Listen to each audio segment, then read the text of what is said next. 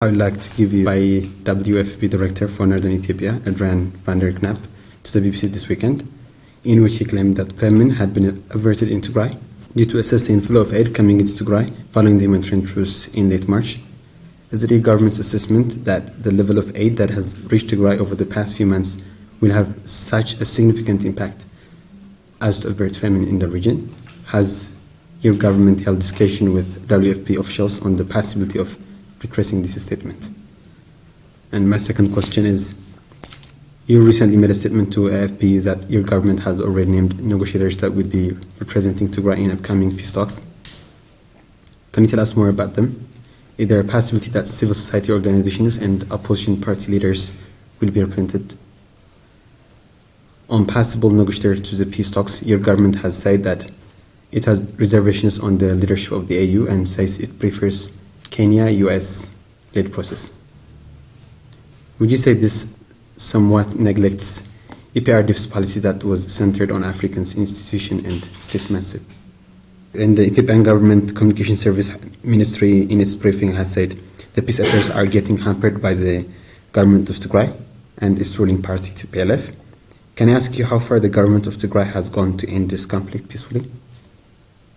The blockade on vital services is still ongoing and continues to hamper humanitarian response efforts on the ground. Can we expect that a negotiation process can start to take place before the restoration of these services?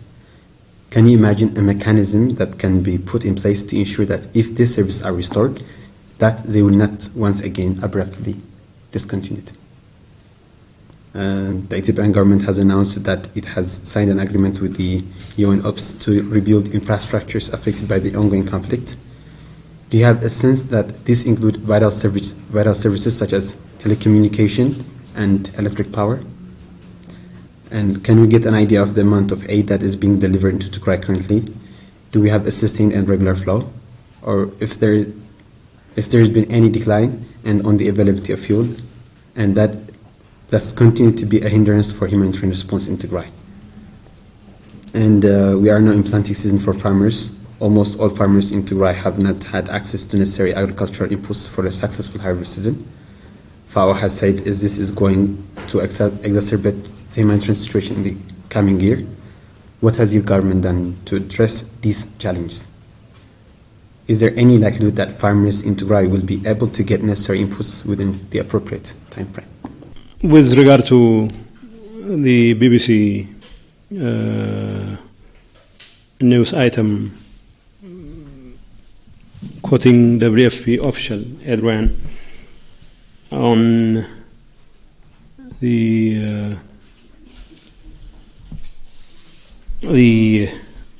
claim that humanitarian aid so far that has so far been distributed to recipients in Tigray has helped avert famine, I would say it was more a slip of tongue than something that was seriously made.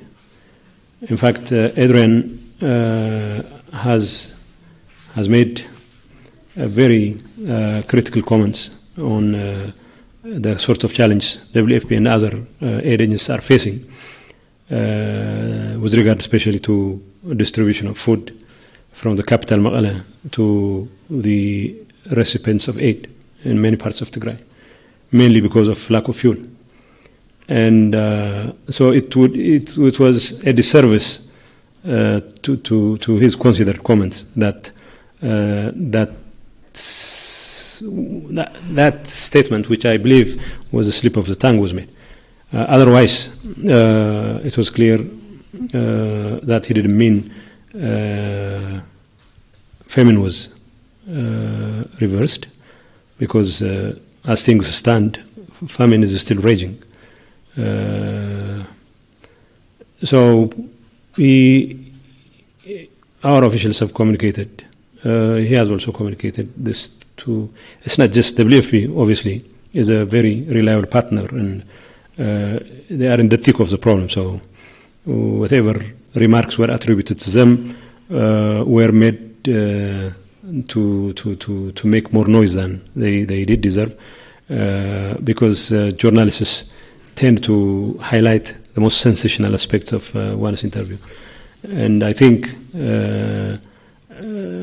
when all is said and done, WFP and its officials realize that there is a lot more that needs to be done in order to reverse famine in Tigray.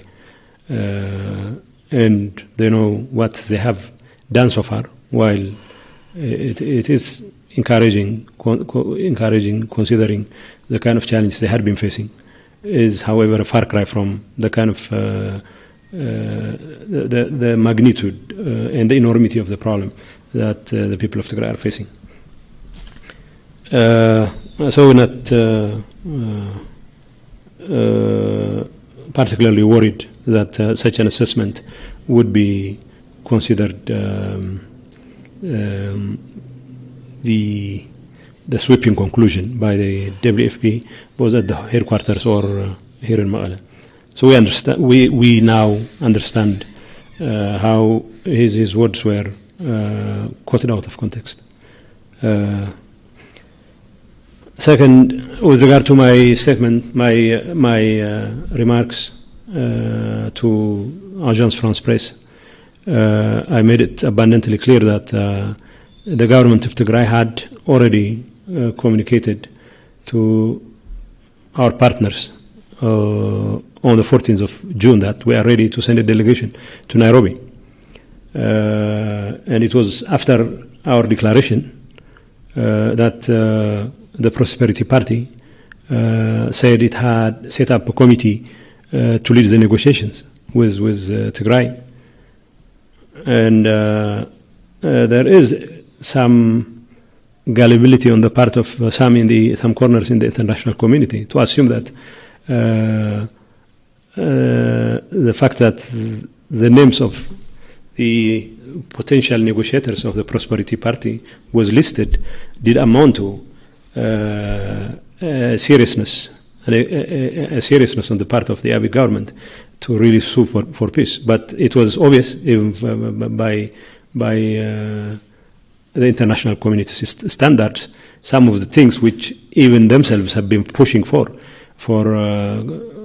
by way of confidence-building measures, such as the resumption of services and the unhindered and unfettered access to humanitarian aid without any encumbrance whatsoever. These are the kinds of things that have hardly shown sufficient progress. And simply because you have a list of people who currently serve in the government, actively serving the government, even the Prosperity Party didn't bother to submit the name of the team to its cabinet, at least, as part of some kind of window dressing there. It didn't submit its names to the parliament. Whether it feels the need to, that's not my headache, but for some corners in the international community to assume that the very fact that they know the names of the people who would potentially participate in negotiations, the details of which have not yet been settled, where are you going to go? Who's going to facilitate the process? These are issues. How about services, which cannot be subject matter of any negotiations? This have been, international community has been making a clarion call for the resumption of services as a gesture and as a confidence-building measure to goad us into proximity talks. These are the kinds of issues we still cry out for explanation, cry out for answers. And yet, so we were asked if we have a negotiating team. Yes, we have a negotiating team. We'll be ready to send a negotiating team. And we had already communicated this to the international community, to our partners, probably weeks ahead of the Prosperity Party. So we don't believe the list of the people who's going to participate is of relevance at this point in time. Further, there are things that need to be taken care of first. More importantly, whether the kinds of things that should have been done in order to show that the parties are really serious about peace are in fact done. As far as we're concerned, we have done everything in our power to show our readiness for peace. We have withdrawn from areas we were asked to withdraw. We haven't sent a contingent to attack any enemy territory or anything. In fact, there has been some indications by especially Amhara expansionists to try and entice us into action. To a certain extent, we did take some limited action, but we did avoid full-scale confrontation in consultation mainly with military top brass of the prosperity government. So we have done everything as far as we're concerned. The ball is in their court to show us that they are indeed serious. Now they are standing in the way of unfettered humanitarian access by withholding fuel. It's not their fuel. It was a month ago that Abiy's government said it has given clearance for the USAID and WFP to import fuel at their own expense. And it was simply meant for international communities' consumption. It was only meant for cheap diplomatic consumption. That move was welcomed, but nobody seems to bother to point out that that fuel hasn't come, because apparently the finance minister writes a letter in support of the importation of fuel, and the customs ministry stands in the way. Give me a break. We're not talking about different governments within different. We're talking about different departments with the same government working at cross purposes. For all intents and purposes, we hold the government responsible for standing in the way of progress, because they are not serious about their commitment to humanitarian aid. Now you have warehouses full of food in Maqala, but there is no fuel that the WFP or CRS can use to distribute food to the area where it's needed most. So with regard to negotiation team, yes, we have a negotiation team. Whether that negotiation team is going to increase in number or involve other members, we will try and make it as representative possible. I cannot rule out the involvement of the cross-section of society or representatives of the cross-section of society, including the opposition. So I don't think it's necessary for us to give the list of people who are going to be involved. We'll definitely use proper channels to inform our public, and of course to consult on the wisdom of doing so with our public, and we'll be using proper channels when the time arrives.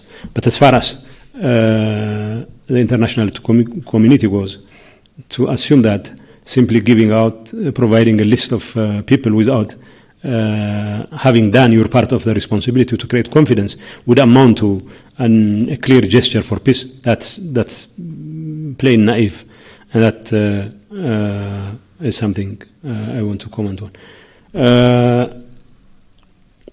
Yes, in our letter dated 14th of June, we have President Debrecen has clearly expressed reservation on AU. This doesn't indicate our reversal of long-held position to find African solutions for African problems. We still believe in African solutions to African problems. But we can make a very legitimate distinction between Africans who have the legitimacy to deal with African problems and Africans who lack the legitimacy to deal with African problems. For us, the African Union Commission gave its blessing to Abiy's euphemistically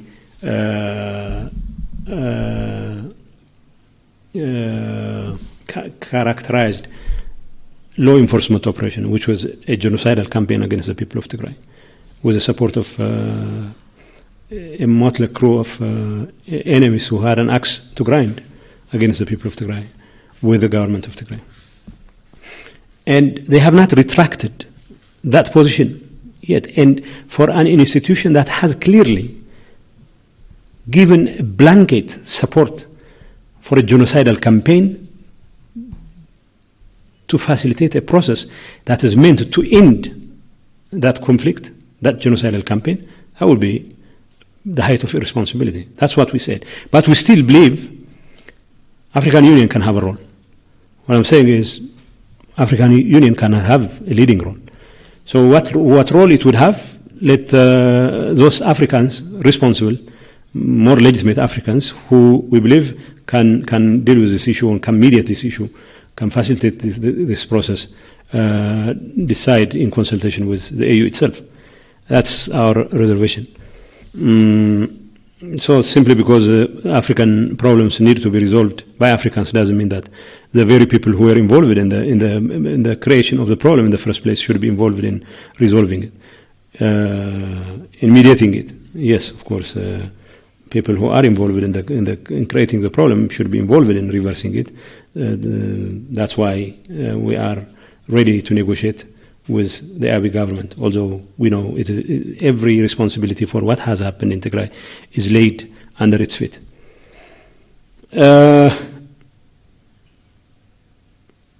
What has government of Tigray done for peace? Well, I can give you a list of things we have done.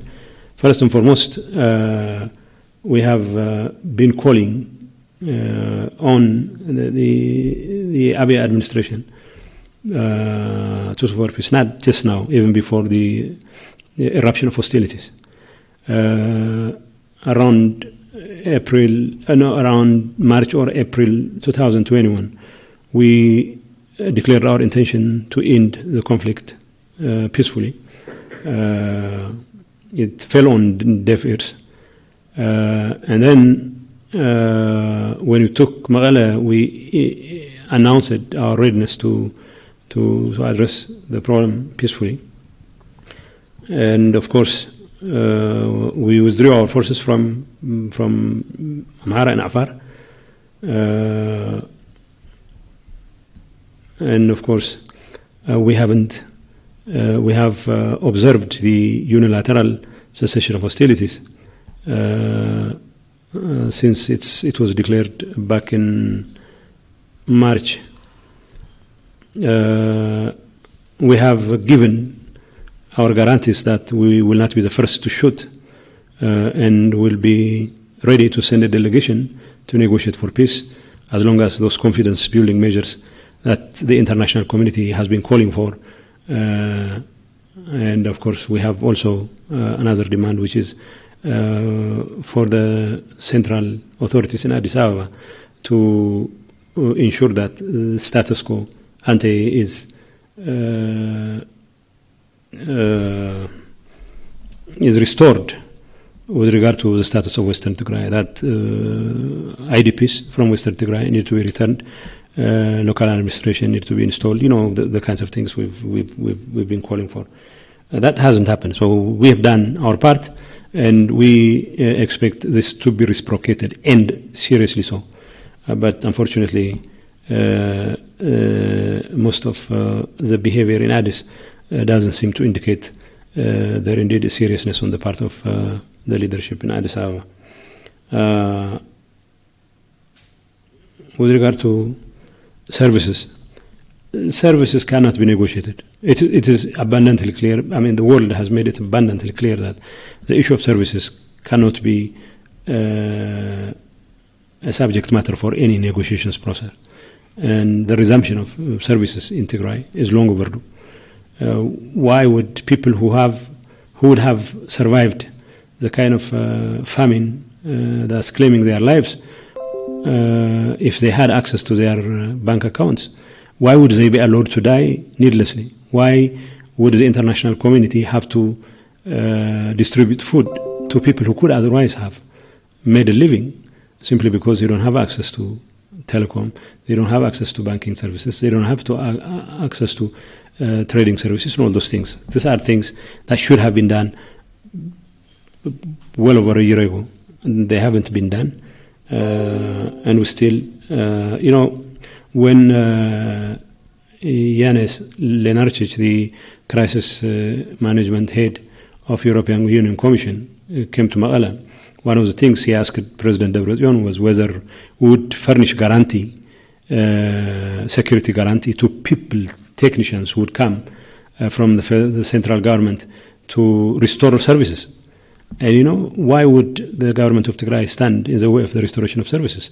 So he gave him his guarantee. He gave him the assurances that they would be treated with kid gloves. And obviously they were playing games. Okay, so it hasn't been done since.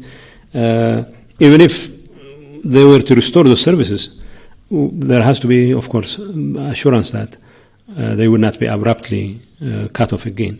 But I cannot rule that out, judging if the behavior, their behavior in the past is any guide. With regard to World Bank's decision, we have three issues here. First and foremost, the fact that the World Bank had the audacity to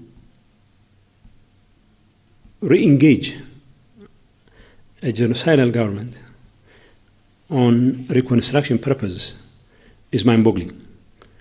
It is even more mind-boggling when you realize that what is being discussed is reconstruction. Reconstruction in the midst of an ongoing war. In the midst of an ongoing war where, despite assurances of readiness for peace, the authorities in Addis Ababa have a long way to go before they could sincerely show their sincerity to sue for peace. And so we believe that the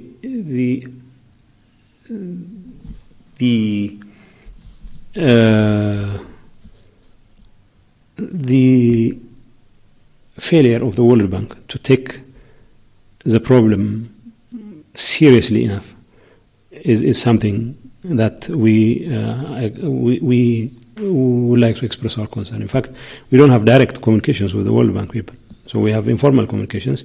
So we were asked to suggest amount in order.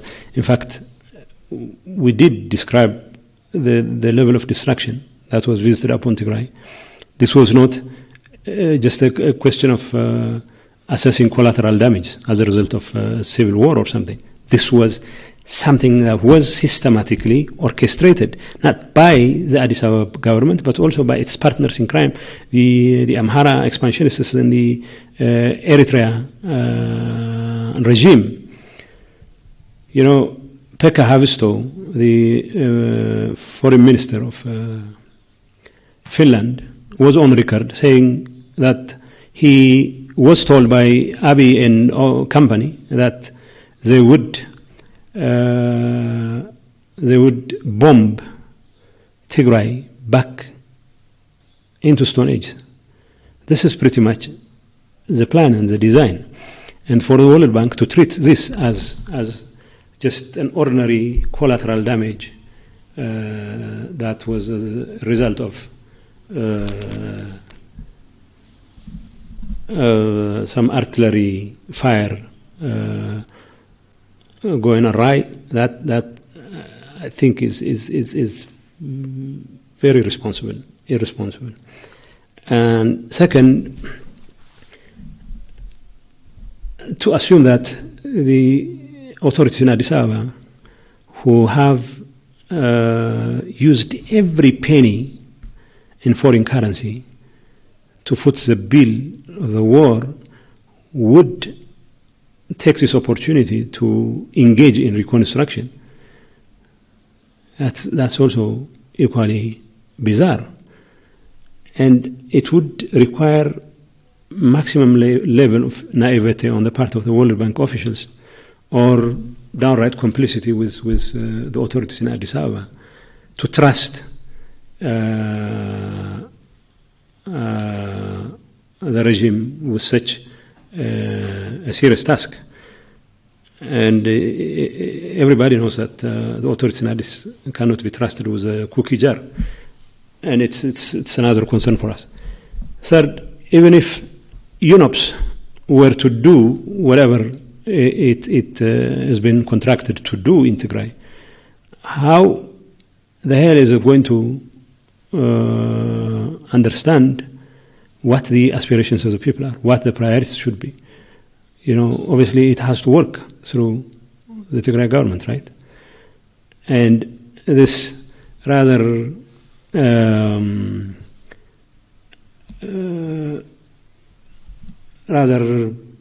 unnecessary focus on protocol, when in actual fact people are suffering on the ground, is another area of concern. Having said that, we'll continue to engage the World Bank.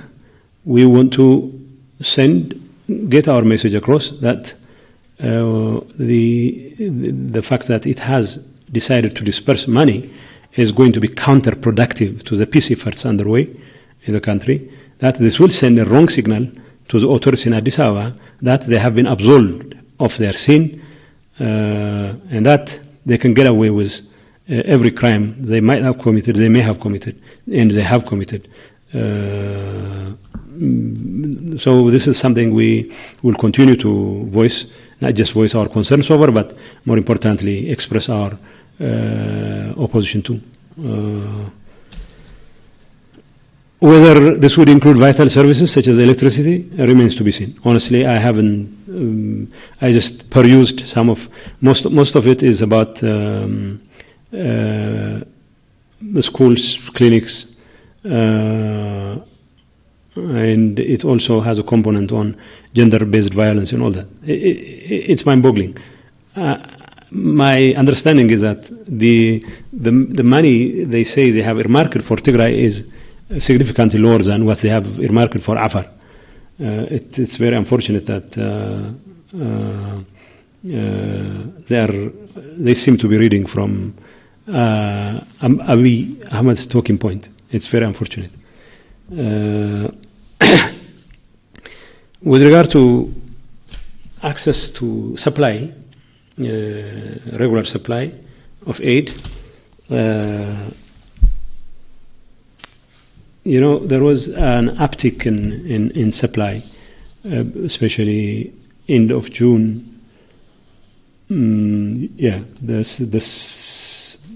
second half of June, there was an uptick. It was significant, although it's a far cry from the kind of challenge, the enormity of the challenge we continue to face in this regard.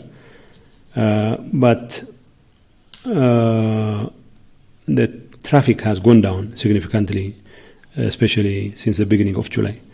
I know there was a slightly significant increase the last 2 days, but the fact that fuel is being strictly denied simply means, and of course in addition to restriction on fuel, the clearance issues for convoys has now once again become a problem. We'll continue to engage the UN agencies and our partners, and through our partners, the authorities in Addis Ababa, that this is an area which could mean the difference between sticking to the COH agreement or not. So we want to give peace every opportunity because our people need the supplies. The supplies are not being provided by the authorities in Addis Ababa. So as long as we see our people are benefiting from this, and as long as there are efforts on the part of the international community to force the leadership in Addis Ababa to relent on its chokehold on services and to express its readiness to restore status quo ante in Western Tigray, will still continue to consider the possibility, however slim, of the peaceful resolution, at least the start of negotiations Otherwise, indications are that there appears to be a systematic effort to stand in the way of progress on humanitarian areas and access issues. Fertilizers, we need fertilizers in a timely manner. The information I have is that although a small amount, part of the convoy that has arrived yesterday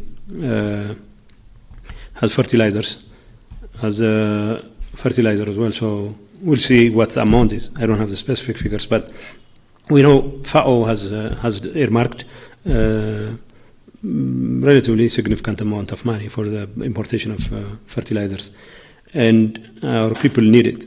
Some of the fertilizer is obviously is past its sell by date, in the sense that it will not be put to use now, but some of it, especially urea, could still be helpful because it helps boost productivity, and the sooner it arrives, the more the likelihood of our farmers extricating themselves out of dependency on food aid. But there are indications that for every positive signal, there is an equally significant negative signal that's being sent from Addis. We'd rather have them be more pronounced on the positive signals and